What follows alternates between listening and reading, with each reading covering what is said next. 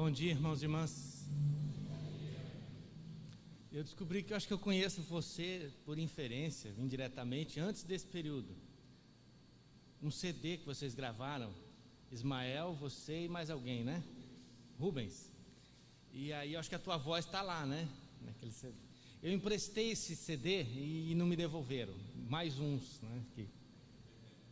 Já emprestou alguma coisa para alguém que foi embora? Não voltou mais? A gente fica falando bem dessa pessoa depois, né? É assim. Irmãos, o pessoal às vezes me pergunta se você é mineiro. Não, eu sou paranaense. Entendeu? Meio jeitão, meio caipira de falar, mas eu sou paranaense mesmo, né? E eu nasci numa cidadezinha chamada Nova Aurora, perto de Cascavel, no Paraná, né? E cresci numa cidade chamada Faxinal, no norte do Paraná. Quem nasce em Faxinal é faxinalense, tá? O que passar disso vem do maligno, entendeu? Faxinalense, tá certo? Eu cresci lá em Faxinal, uma cidadezinha bem pequenininha. E obrigado aí, conselho, pastor, pela hospedagem. Estamos confortavelmente lá no hotel, né? Que legal, muito bom. Estou muito feliz de estar aqui com vocês. Eu ia falar de um outro personagem bíblico, né, nesta manhã, mas aí ontem o pastor leu a carta de Filipenses e eu tenho uma coceira, né, para falar a respeito do apóstolo Paulo, das suas cartas, né? E a carta, pelo menos para a minha vida, a mais emblemática do apóstolo Paulo é a carta aos Filipenses, né? E eu quero conversar um pouquinho com os irmãos a respeito da vida do apóstolo Paulo, e tendo como texto bíblico básico um trecho da sua carta aos Filipenses. Eu quero que você abra lá em Filipenses, então, no capítulo 1.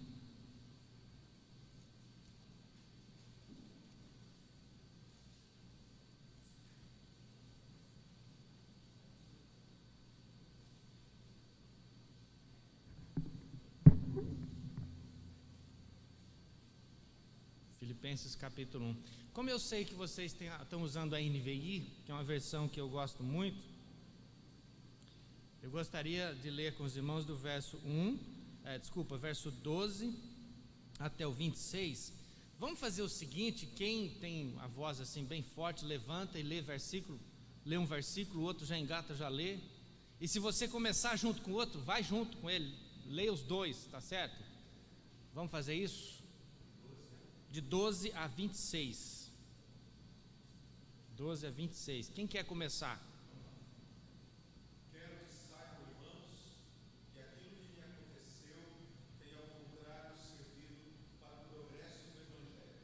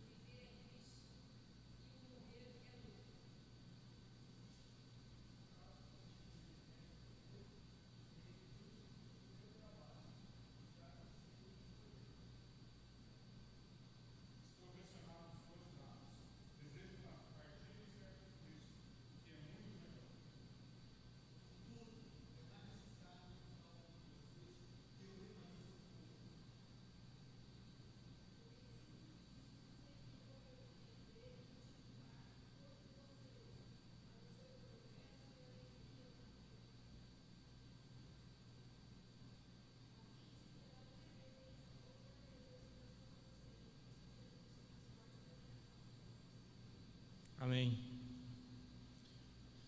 Pergunta para quem está do seu lado assim: você é feliz?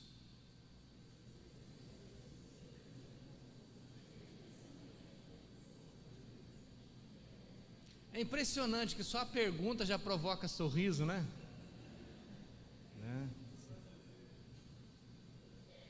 Só a pergunta já, ó. Se não for, fica na hora já, né? Já sorri, já dá uma melhorada boa, né? Esse tema, né, felicidade, ou a definição de felicidade, é um tema muito discutido desde os filósofos pré-socráticos, né, como Tales de Mileto, há milhares de anos atrás, já questionava, já perguntava o que é essa tal de felicidade. Para os gregos antigos, felicidade seria a eudaimonia. Olha que coisa interessante, a raiz dessa palavra tem a ver com demônio, ou seja, a liberação de todos os, digamos assim, de todas as vontades humanas, né? Fazer tudo o que gostaria de fazer, sem nenhum freio, sem nenhum empecilho, sem nada que me dite as regras, né? Essa felicidade, para alguns, seria, né, na Grécia Antiga, o viver na cidade, o viver na polis, o viver em sociedade, dentro de uma determinada ordem. Então, aquele que exercia dentro da cidade a política, né, participava da vida política, ele tinha condições de ser feliz. Aí, depois de muito tempo, um filósofo francês, né, de 200 anos atrás, vai falar que, na verdade, é o contrário, porque o inferno são os outros, ele falava. Ou seja, porque o meu desejo de ser feliz vai esbarrar no desejo de ser feliz do outro. A minha felicidade pode provocar a infelicidade, a tristeza do outro, né? É mais ou menos aquela ideia popular hoje, que enquanto uns choram, outros vendem lenço, né? E assim vai, né? Enquanto está tendo uma catástrofe e alguém está perdendo casa, né, por causa do vento, tem gente vendendo telha, lona, e por aí vai. Então, o que é felicidade, né? O que é essa tal felicidade? Um filósofo alemão, Bertrand Russell, falava que felicidade é se livrar do egoísmo. O egoísmo é a coisa que causa tristeza. Então, o altruísta, segundo Bertrand Russell, seria aquele que poderia ter maior condições de ser feliz, viver para os outros, viver para realizar o sonho dos outros, viver para cuidar dos outros, seria ser feliz. Mas por que será que eu estou mexendo com isso, irmãos? Porque a carta de Filipenses é uma carta na qual o apóstolo Paulo por várias vezes repete essa expressão: alegrai-vos, regozijai-vos, né? E alguns dizem, né, a carta da felicidade. E por que essa carta de Filipenses, ao contrário das outras, como Romanos, por exemplo, em que o apóstolo Paulo ele é muito doutrinário, digamos assim, ele tem a intenção de corrigir pensamentos, de responder questões teológicas muito sérias, como a questão de Israel, como a questão dos novos convertidos, como a questão dos dons espirituais, como a questão da justificação pela fé, temas muito importantes. Aqui ele fala a respeito, ele é mais existencial, digamos assim, no meu pensamento, porque ele fala coisas de si mesmo, mas escreve para a igreja, né? Nas cartas pastorais ele se dirige diretamente a pessoas, né? E essas pessoas estão no ministério, então ele é muito assim, utiliza muito recomendações, cuidado com isso, faça isso. Mas na carta de Filipenses ele está colocando a vida dele, né, o que ele está sentindo. Eu diria que talvez seja a carta que mais o apóstolo Paulo se desnuda por dentro, né, e a gente pode reconhecê-lo.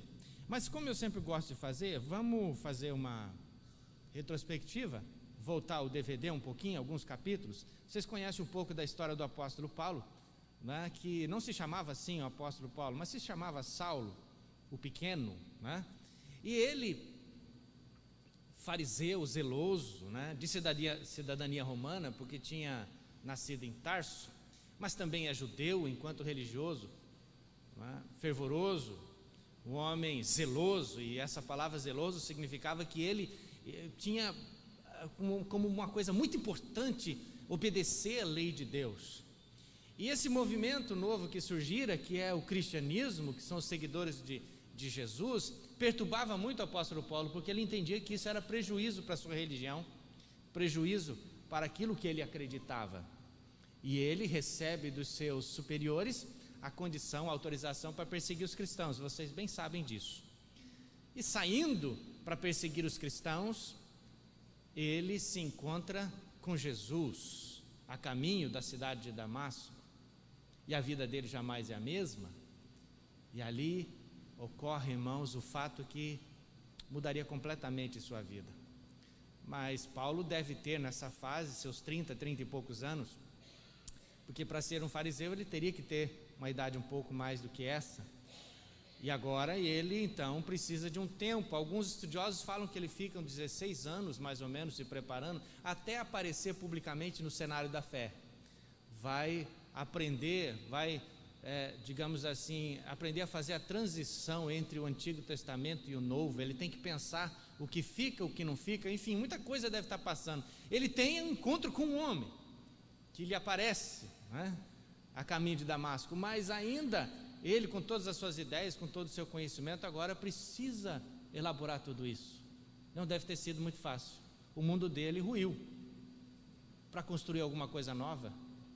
O Jesus que ele estava perseguindo agora o queria para levar a mesma mensagem que ele odiava para os gentios. Além dele não gostar da mensagem anteriormente, que é a mensagem do Evangelho, que ele odiava, agora ele tem que levar para um povo que ele também não gosta, que são os gentios. E ele tem todo um trabalho de Deus na vida dele. Olha como é que Deus faz as coisas, né?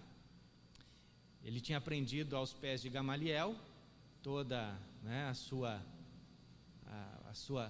vida religiosa construída em torno daquele ensinamento de Gamaliel, mas agora ele tem que aprender com uma outra pessoa depois da sua conversão. Tem que ser guiado por outros, e ele vai na casa de um homem muito simples, né, que trabalha, que tem uma função também muito simples. Olha que mudança radical, né? E lá ele recomeça a sua vida. E ele, por várias vezes, tem que agora enfrentar a perseguição daqueles, ou pelo menos o preconceito daqueles que ele perseguia.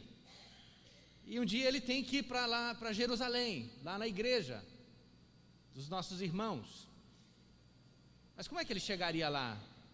Ainda bem que nós temos algumas pessoas na nossa vida que compram a causa da gente. Foi o Barnabé. O Barnabé toma o Paulo pela mão e chega lá na igreja de Jerusalém e fala: pode confiar nele, que ele se converteu, ele não vai perseguir a gente. É mais ou menos, irmãos, a ideia que nós teríamos se de repente alguém que perseguiu tanto essa igreja, que digamos assim, fez de tudo para que ela acabasse, queria matar vocês, queria acabar com vocês, um belo dia aparece num culto de domingo. Eu tenho certeza que tanto na minha comunidade quanto na sua, muita gente ia olhar para ele: e agora? E agora? E agora? E aí ele chega assim, procura o pastor e fala assim: eu quero fazer a classe de catecúmenos. Aí a turma dá uma olhada: será que ele não está querendo dar uma investigada aqui? Não é? Multiplica isso por 1000 vezes, é a situação do apóstolo Paulo. E ele parte depois disso para a pregação do Evangelho, deslocando o núcleo de evangelismo da igreja que antes era em Jerusalém. Depois de um tempo passa para Antioquia, e lá de Antioquia o Espírito Santo diz: vou separar agora o Paulo e o Barnabé para uma obra que tenho preparado. E aí vai o apóstolo Paulo, vem a primeira viagem missionária, vem a segunda viagem missionária, vem a terceira viagem missionária, e depois a última viagem, depois de vários anos já preso para Roma. Se discute se Paulo escreveu, né, esta carta na sua prisão em Roma ou durante a segunda ou terceira viagem missionária, mas não importa. O que importa para nós é que quando ele escreve, ele está preso, e ele já está com uma idade um pouco mais avançada. Para a época, 60, 65 anos seria uma expectativa de vida muito boa. Paulo está mais ou menos com essa idade quando escreve esta carta aqui, que é chamada então de Carta da Alegria, para falar a respeito de como ele chegou nessa fase da vida, muito bem resolvido, feliz, e para ser bem redundante, feliz, alegre e contente. E essa espiritualidade dele me irrita muito. Eu vou confessar meu pecado. Me irrita demais. Quer ver outra passagem que me irrita também? ainda lá no Atos dos Apóstolos, é quando Paulo e Silas estão presos. Atos, capítulo 16, se eu não me engano. Eles estão presos, levaram um punhado de chibatada, gente. Desceram a borracha neles. Puseram num tronco, com os pés e as mãos amarrados. Aí um olha para o outro e fala: vamos cantar um hino? Qual que você escolhe? 18. Que naquela época já tinha o inário presbiteriano. Não, eu gosto do 26, sabe por quê? Porque é o hino do gatinho. Qual que é? Então minha alma canta. Vamos cantar, e canta. Não, esse aí eu não sei a letra, não tem nada. Tocar piano não dava, com a mão amarrada. E eles começam a cantar. Isso me irrita. Como que pode alguém que está preso, cheio de bordoada, e começa a cantar, gente? Não é? Por muito menos, gente, a gente não deixa nem o papagaio falar dentro de casa. Chega para ele e fala: você não tem direito de cantar, não. Não comunga da minha tristeza. Não é? Me irrita demais. E esse apóstolo Paulo, que tinha um punhado de razões para, digamos assim, tirar o ticket, igual a gente faz lá no supermercado, imprimir tudo que aconteceu na vida dele e falar assim: ó, vou dizer uma coisa para vocês aqui, ó, filipenses. Se você estivesse no meu lugar, 60 e poucos anos, preso, olha, alguns se junta de tantas razões para ficar triste, gente, que a gente, entendeu, se assumir realmente a tristeza dele, a gente, olha, entra em depressão. Conta essa história que tem algum policial aqui ou não? Bombeiro tem, né? Bombeiro chegou lá na ponte para socorrer um rapaz que queria se jogar da ponte, no rio. E ele começou a escutar: ô rapaz, não faz isso não. E o rapaz contou toda a história dele. Quando o rapaz acabou de contar a história, o bombeiro se jogou. Então, tem gente que é assim. Esse apóstolo Paulo é diferente. Isso me irrita muito, gente, porque eu sei que eu tenho muita coisa para percorrer, né? Mas vamos lá. O que é que levou esse homem? Qual é o segredo de alguém que está numa prisão com a mentalidade positiva, né? Que alguém que consegue escrever algo para consolar e para incentivar os outros. Vamos lá. Primeiro, ontem nós conversamos um pouquinho sobre isso aqui, mas eu preciso falar de novo, vale a pena, quando nós falamos a respeito dos discípulos a caminho de Emaús. Primeira coisa, gente, nós precisamos corrigir nossas expectativas. Verso número 12, diz assim o apóstolo Paulo: eu quero ainda, irmãos, deixar vocês conscientes de que as coisas que me aconteceram têm antes contribuído para o progresso do Evangelho. As coisas que me aconteceram. Só 4 anos para trás, o apóstolo Paulo sofreu chibatadas, foi dado como morto, sofreu naufrágios. Gente, Paulo não podia nem ir no zoológico, que as cobras queriam picar ele. Que coisa, gente. E ele faz o bem para uma pessoa, e mesmo assim recebe o mal. Vocês conhecem a história dele na ilha de Malta? O que acontece com esse homem, né? Ele não é compreendido muitas vezes, né? Sofre naufrágios, sofre as chibatadas, e ele diz assim: eu quero que as últimas coisas, quero deixar vocês conscientes que as últimas coisas, os últimos anos, têm me contribuído para o progresso do Evangelho. E aí vem a minha segunda irritação, porque normalmente eu pensaria assim: não, todas as coisas que acontecem na minha vida são para melhorar o meu caráter, para melhorar a minha vida, para me fazer uma pessoa mais forte, para me deixar mais bonito, mais feio, não sei, mas tem a ver comigo. E aí ele fala: não, tudo que aconteceu na minha vida tem a ver com o Evangelho. É o Evangelho que interessa, é o Evangelho que tem que crescer. É possível ver o melhor nas piores situações da nossa vida? Como é que você pensa sobre isso? É possível ver o melhor nas piores situações? Como que é o teu olhar? Como que é o seu jeito de enxergar, né?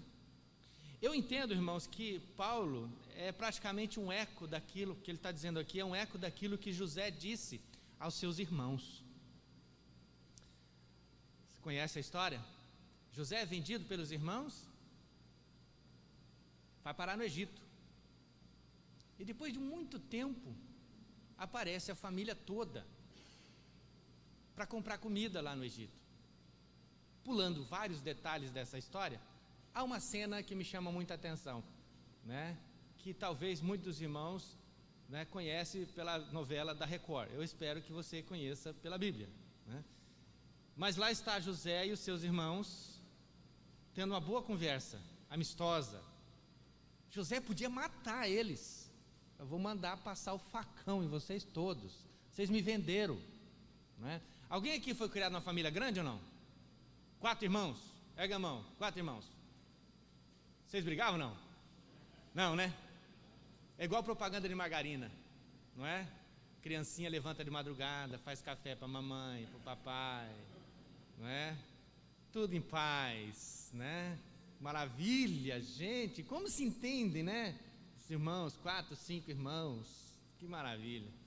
José não se entendia com os irmãos dele, mas fizeram essa malvadeza. Aí quando José tem a oportunidade de matar todos eles, mandar embora aquela turma, deixar eles morrer de fome, José fala assim para eles: eu sou José, quem vocês venderam. E aí os irmãos já pensam, na hora já viram na cabeça deles: agora foi, já era, olha só. E um deles ainda fala: tá vendo como é que o passado visita a gente? Eu diria que o filme, né, Eu Ainda Sei o que Vocês Fizeram no verão passado, começou nessa época. Aí o José: não, o que aconteceu foi que Deus estava envolvido nesse negócio todo. Deus queria preservar a nossa família, por isso que vocês me venderam. Deus está no controle de tudo. Olha que espiritualidade que me irrita também. E aí, irmãos, ele abraça seus irmãos e choram. Não temas, olha a palavra de José: não temas, estou eu em lugar de Deus? Não, eu não estou. Vós intentaste mal contra mim, porém Deus intentou para o bem, para fazer como você vê neste dia, para conservar a vida de muita gente. Irmão e irmã, corrigindo a nossa visão da vida, especialmente das coisas que acontecem e que nos entristecem no primeiro momento. Agora vamos para o verso 13. De maneira que as minhas cadeias em Cristo se tornaram conhecidas de toda a guarda pretoriana e de todos os demais. De maneira que as minhas cadeias em Cristo se tornaram conhecidas de toda a guarda pretoriana e de todos os demais.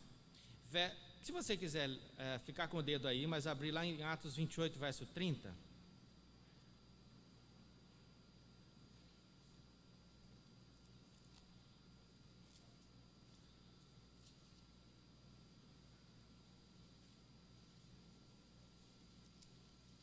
Atos 28, Paulo está em Roma.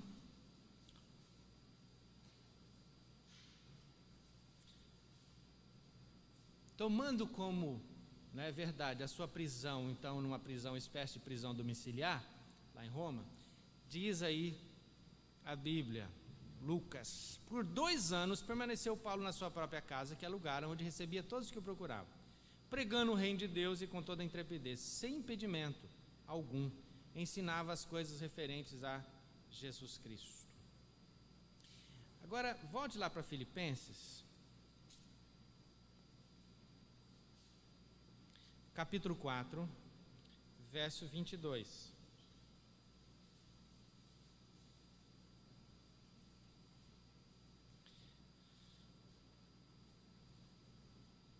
Pode ler na versão de vocês aí, gente. Quem quer ler? Bem forte. Filipenses 4, 22. Todos os santos lhes enviam saudações, especialmente os que estão no palácio de César. Opa! Todos os santos. Qual a definição de santo que nós temos? Aqueles que estão lavados pelo sangue de Jesus. Onde é que estão esses santos? Na casa de quem? Do César. Como que tem santo na casa do César? porque o apóstolo Paulo estava lá. O apóstolo Paulo que estava ali em Roma. E ele está falando, agora eu já não estou mais sozinho. Depois de 2 anos, eu estou aqui com muita gente. Gente que se converteu. Se converteu como? Por alguém que está preso.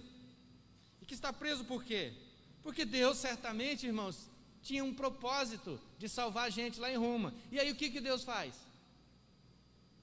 Deus deixa prender o apóstolo Paulo. E leva para Roma. E eu fico imaginando, irmão, se fosse eu, na situação dele, talvez, irmãos, sendo honesto, Deus, está vendo só? Mais de 20 anos se passaram, preguei tanto o evangelho, agora estou aqui, preso, nem minha mulher não pude trazer. O senhor lembra que eu era membro lá do Sinédrio, e para ser membro do Sinédrio tinha que ser casado, minha mulher não aguentou me acompanhar, não fiquei sozinho. Algumas irmãs de oração poderiam ter me acompanhado, mas por causa do falatório, não deu. Estou aqui. E o Demas então, me abandonou, aquele miserável. E tem mais um punhado que me abandonou. Quando eu fui preso, ninguém apareceu lá. E deviam ter aparecido. Preguei o evangelho para aqueles caras tudo. Quanta visita que eu fiz. Olha. Quanto dinheiro emprestado. Fiz tenda para ganhar um dinheirinho, porque nem receber dos irmãos o meu salário, a minha côngra. Que nome esquisito esse tal de côngra, né? Côngra, lembra um tênis que eu usava em 1980. Falaram que eu ganhava muito. Aí agora, ó. Eu e você abri a boca. Dá para ver até o badalo da língua. Estou aqui, Deus. Não ganhei nada. Aí o apóstolo Paulo fala, não, se alegre no Senhor, regozijável, porque as minhas algemas se tornaram conhecidas de toda a guarda pretoriana, que é a guarda especial do César. Aquela guarda, aqueles soldados que guardavam o imperador. Se alguém fosse pôr a mão no imperador, a guarda pretoriana já fechava o tempo e ó. Então gente lá da guarda pretoriana se converte. Ô irmão, isso não te irrita não? Ai, como Paulo é diferente. Paulo é um pecador, gente, como qualquer um de nós, mas lavado pela graça do Senhor, ele pode fazer muita coisa boa. Mas eu confesso, irmão, se era possível a ele, é possível para nós também. Então, qual é a visão? Como que a gente enxerga as coisas que estão à nossa volta? E aí eu quero trabalhar o verso 14, um detalhe interessante. E a maioria dos irmãos, estimulados no Senhor por minhas algemas, ousam falar com mais desassombro a palavra de Deus. Isso também me causa inquietação. Prender um missionário tal. Gente, vamos ficar quietos, não vamos pregar o evangelho não, porque estão prendendo. A polícia está atrás de quem está pregando o evangelho. Vamos ficar quietos, vamos só trabalhar aí com o WhatsApp. Facebook, fecha a página, fica só no WhatsApp e tal, quietinho, tal. Não vamos pregar não. Lá é o contrário. Paulo preso e a turma, vamos pregar. Não dá para entender, dá? Porque a gente espera, não, vamos pregar, gente, vamos pregar o evangelho, porque hoje está dando dinheiro. Hoje está dando dinheiro, está melhorando a vida da turma. Não, olha que coisa legal, o evangelho é uma coisa que, gente, quem não está no evangelho, não, agora aqui o evangelho é aquilo que causa prejuízo, e aí a turma volta a pregar. Gente, Deus age de forma totalmente diferente dos nossos conceitos, das nossas projeções. Prende o Paulo e o povo se anima. Tem um jeito de animar mais essa igreja. Prendeu o pastor. Desculpa, pastor. Não. Esse foi uma hermenêutica equivocada. Entendeu? Presbítero só. Tá bom, Diácono. A irmã está gostando, né, irmã? Você tem alguma coisa com oposição aos presbíteros aí, irmã?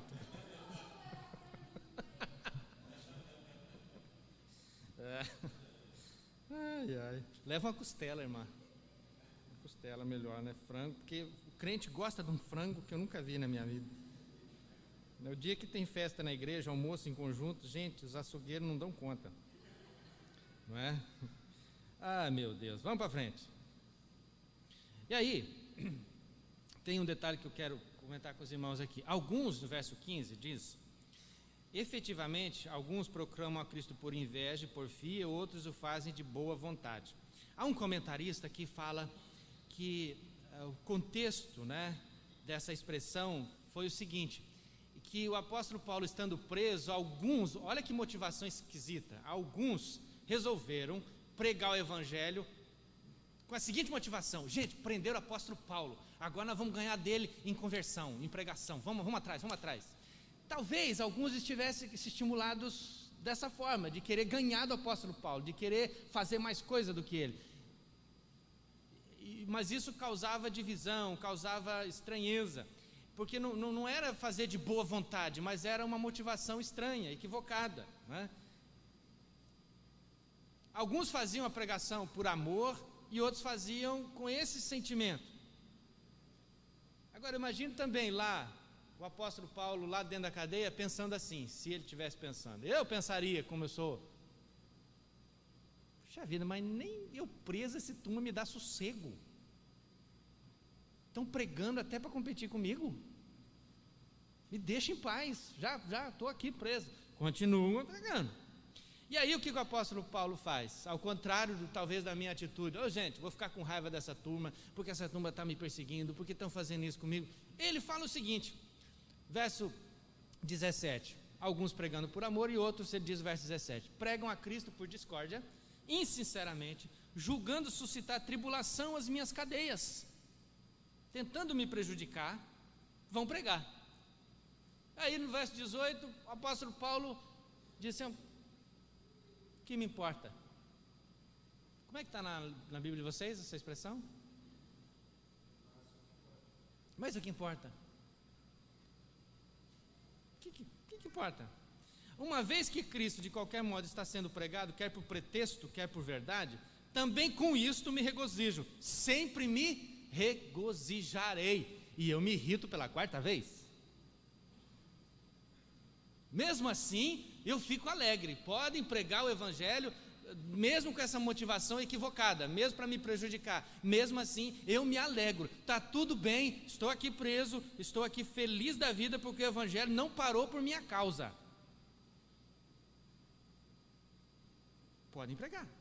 Quando as coisas ficam difíceis, nós precisamos descobrir claramente, irmãos, o que realmente é importante e o que não é importante. Distinguir o importante do trivial.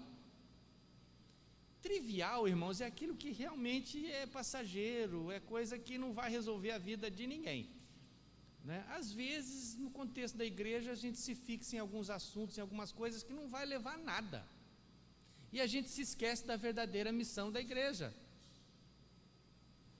da verdadeira missão que nós temos, que a gente fica discutindo trivialidades.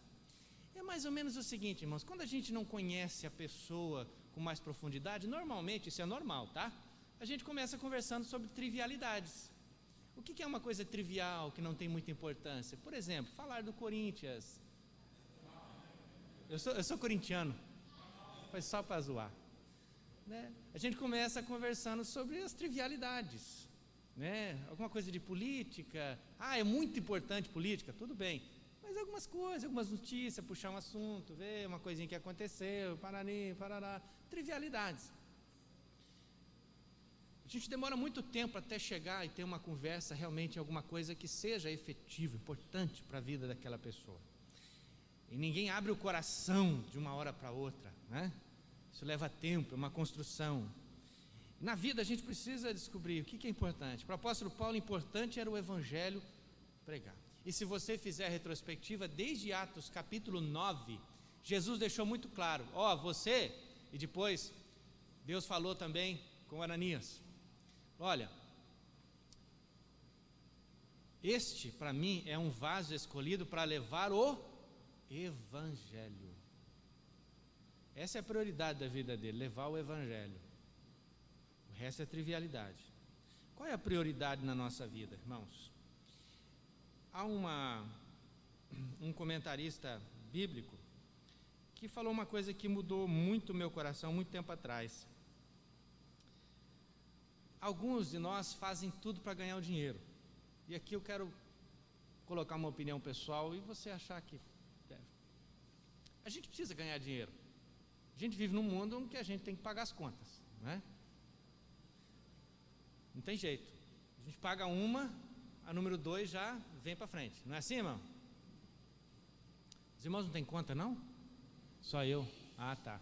Eu pensei que aqui já está todo mundo no céu. Né?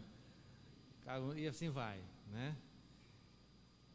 Mas eu preciso ganhar dinheiro, eu preciso trabalhar honestamente, ganhar dinheiro, tá? Eu preciso, é verdade.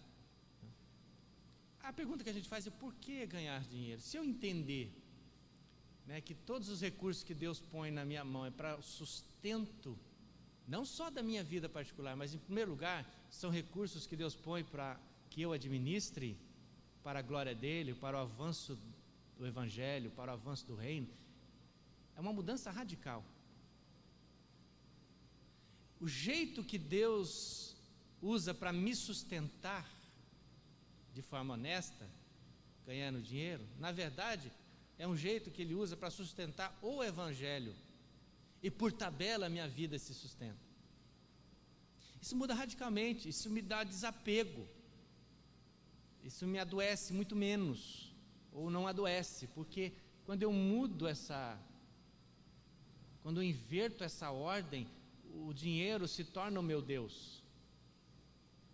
Então o Evangelho, ele me cura, ele me liberta desse apego desenfreado que eu tenho às coisas, ao poder, ao dinheiro. E é por isso que esse mesmo apóstolo Paulo fala para o jovem pastor Timóteo: olha, o amor ao dinheiro é a raiz do quê? De tudo.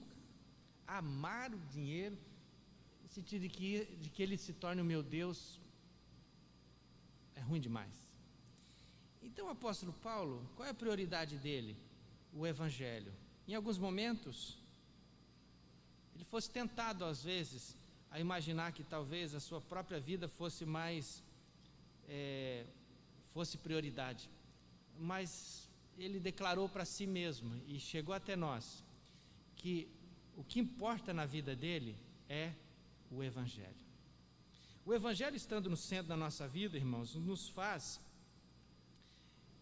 dizer que, independentemente dos opositores, das coisas que nos acontecem, a gente sabe que tudo que acontece à nossa volta há um propósito. Sabe aquele verso que vocês sabem de cor?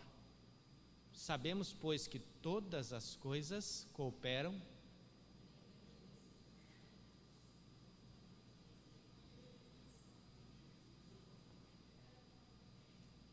que amam, todas as coisas cooperam. E aí, irmão, uma coisa é a gente dizer isso agora, outra coisa é a gente dizer isso para nós mesmos quando a dor, quando a perda, quando a prisão. Por isso que eu digo para você que essa espiritualidade nós estamos em busca, esse jeito de pensar nós estamos em busca, né? Dessa coisa que o apóstolo Paulo tinha e outros tantos homens de Deus tinham. O que realmente importa na sua vida? Mesmo que alguns preguem por inveja e por porfia, não me interessa. A minha causa é o Evangelho. É uma questão de prioridade, causas maiores sobre menores.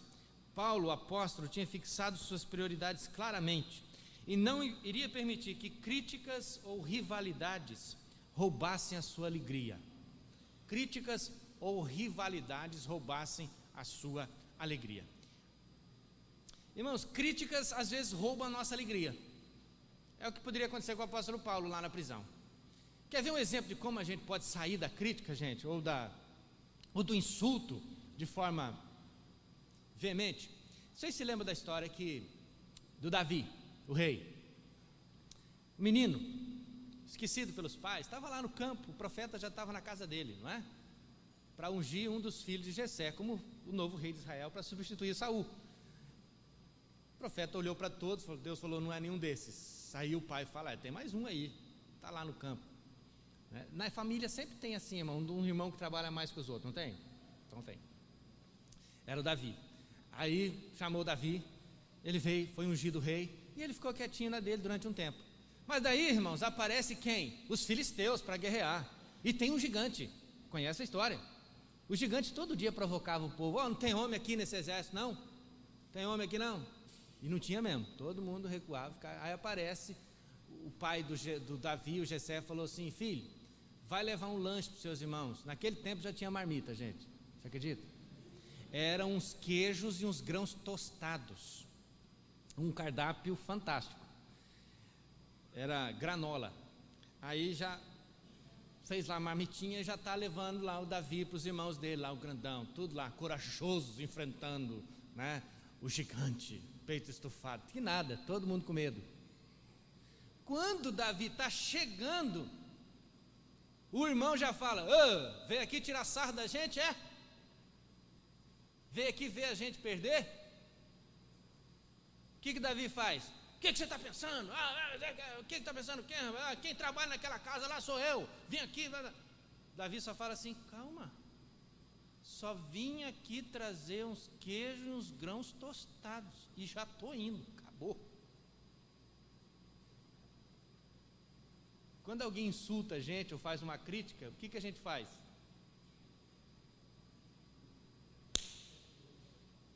Mas você...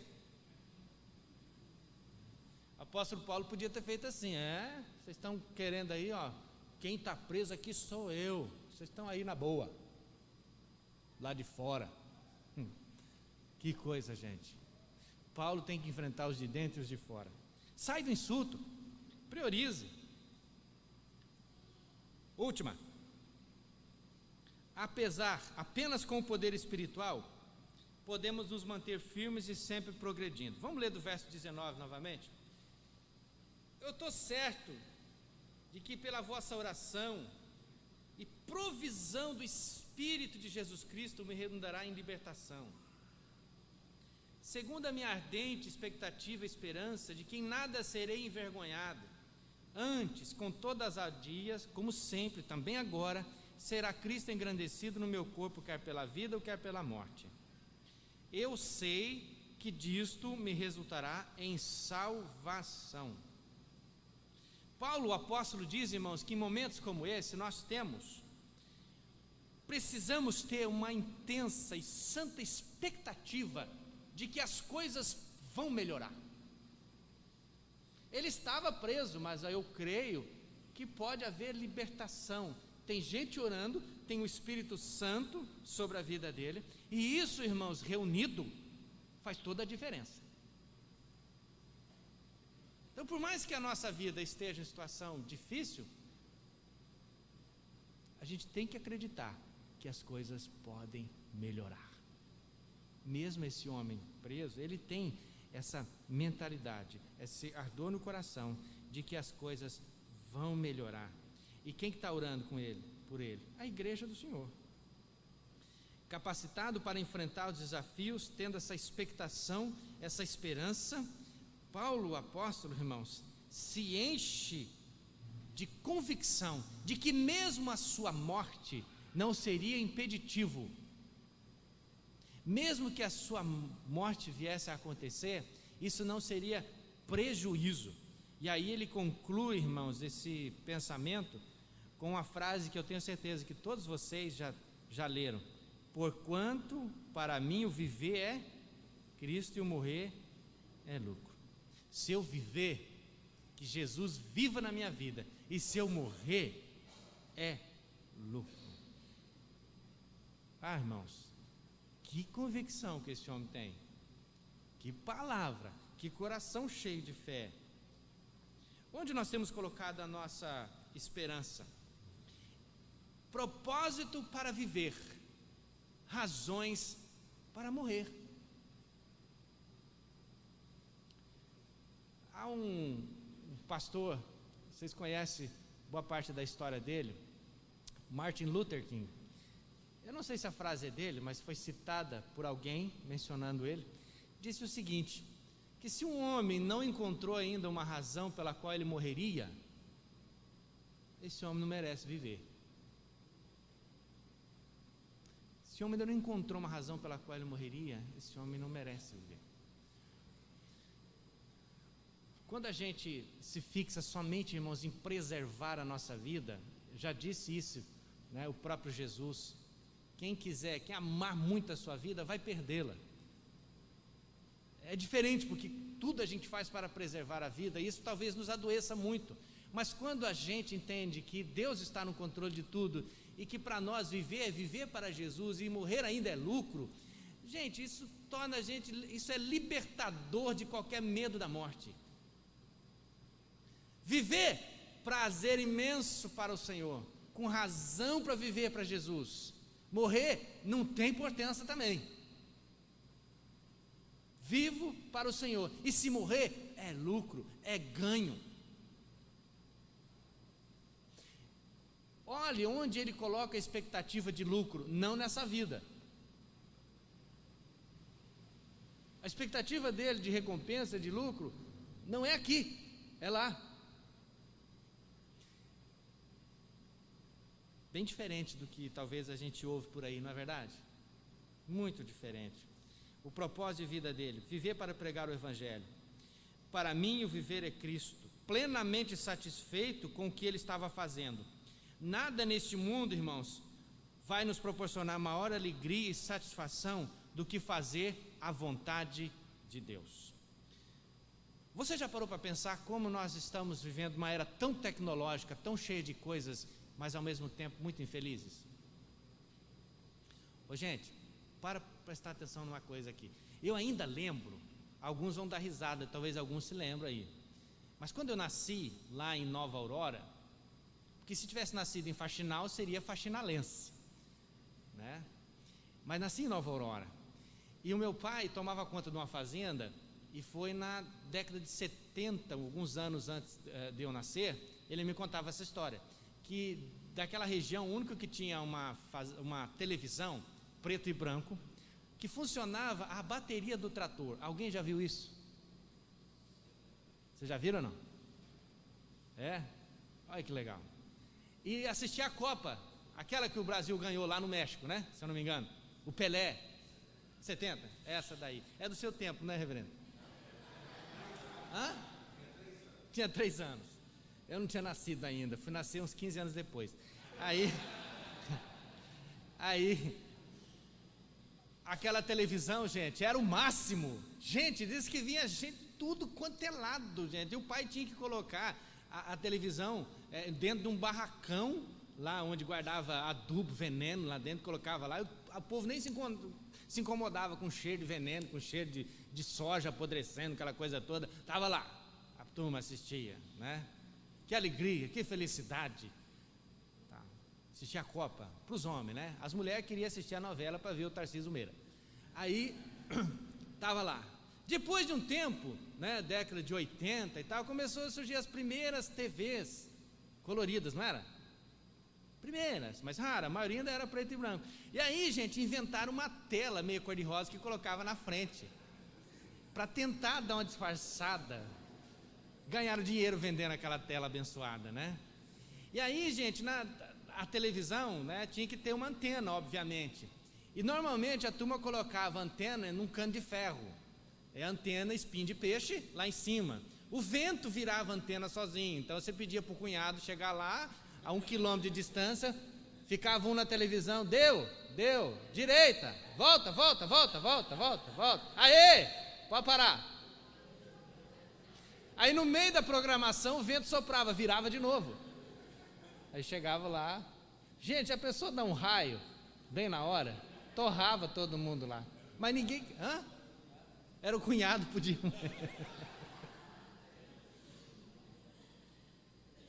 Aí, gente, depois na década de 90 o negócio melhorou, né, TV e tal.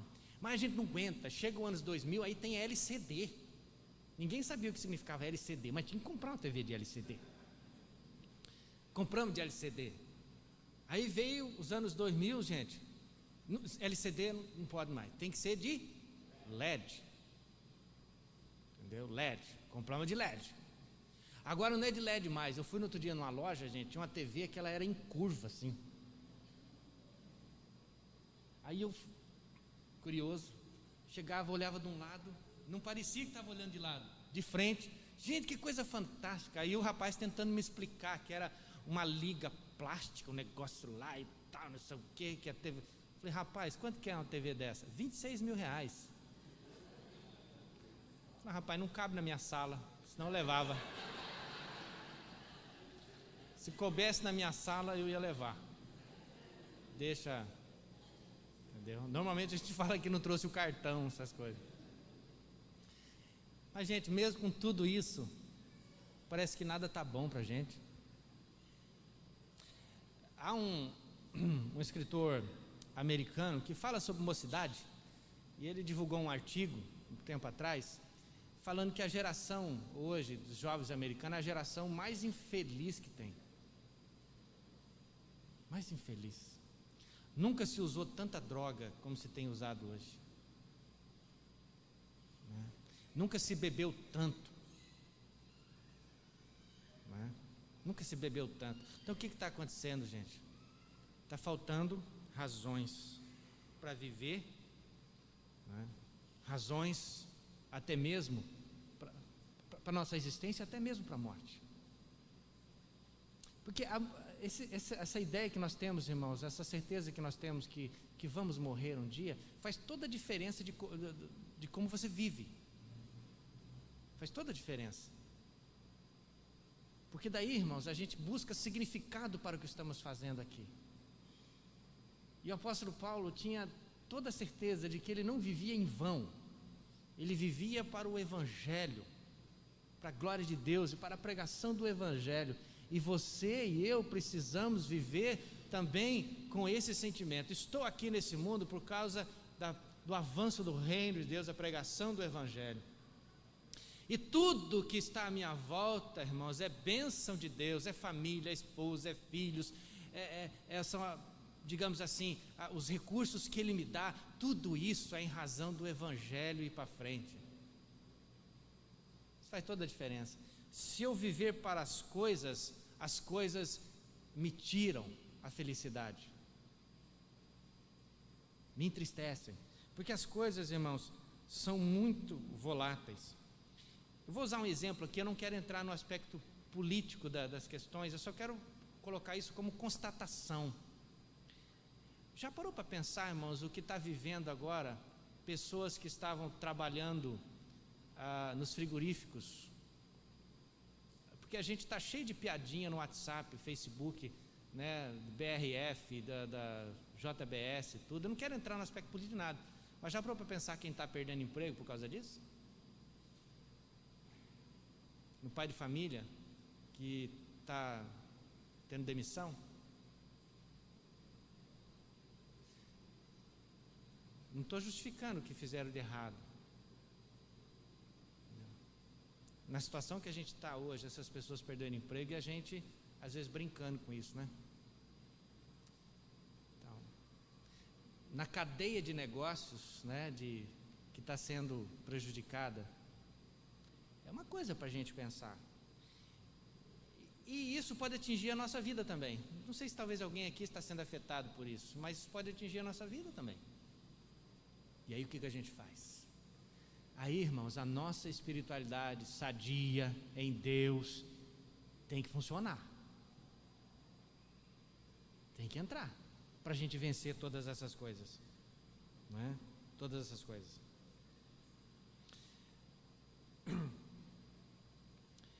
Um instituto americano chamado Child Behavior Research fez um estudo com pessoas, né, para classificá-las como felizes, que gostariam de se conhecer melhor, para ver se elas eram felizes ou infelizes. Em seguida, eles então fizeram seu relatório, né?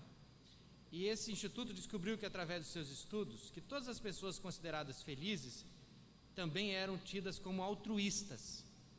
Ele escreveu que aqueles cujas atividades são dedicadas a buscar a felicidade apenas para eles mesmos são muito menos prováveis de serem felizes do que aqueles cujos esforços são dedicados a uma busca para a felicidade dos outros. A conclusão da pesquisa foi: as pessoas mais felizes são aquelas que ajudam as outras pessoas. Aí, comentando, um brasileiro diz: a razão pela qual há tanta infelicidade e desânimo na nossa sociedade hoje em dia é o fato de estarmos invertendo esta ordem. Só pensamos no nosso umbigo. Queremos que tudo ao redor massageie o nosso ego e pouco temos nos preocupado com o bem-estar do próximo. Estamos vivendo a geração do ego. O que é melhor para mim? O que vai me fazer feliz? Especialistas dizem que esta é uma das principais causas do aumento das estatísticas de todo tipo de problema na família. Não me admira que a geração do ego seja também a geração mais infeliz, mais ansiosa, mais depressiva. É uma coisa para a gente pensar. Vamos ter o apóstolo Paulo como exemplo, irmãos. Vamos ter o apóstolo Paulo como inspiração, né? Como inspiração. Se ele preso inspira os outros a pregar o evangelho, que saiamos daqui inspirados a viver uma vida com o evangelho, né? Com o evangelho sendo para nós a razão de estarmos aqui, a razão de estarmos ocupando esse tempo e esse espaço que é tão precioso. Ninguém vai viver a tua geração a não ser você. Essa geração é nossa.